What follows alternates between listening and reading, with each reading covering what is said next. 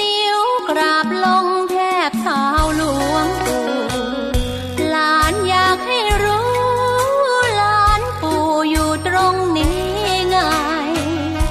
กำลังอ่อนแรงเหมือนแสงกำลังหมดไปหลวงปู่จะรู้หรือไม่ว่ามีใครเดินตามท่านมา10 นิ้วขอพรวิงวอนหลวงปู่หลานอยากจะสู้แต่ดูหัวใจอ่อนล้าถ้าปู่ได้ยินขอท่านอย่าสิ้นเมตตาประทานทรัพย์สินมีค่ามาเสริมปัญญา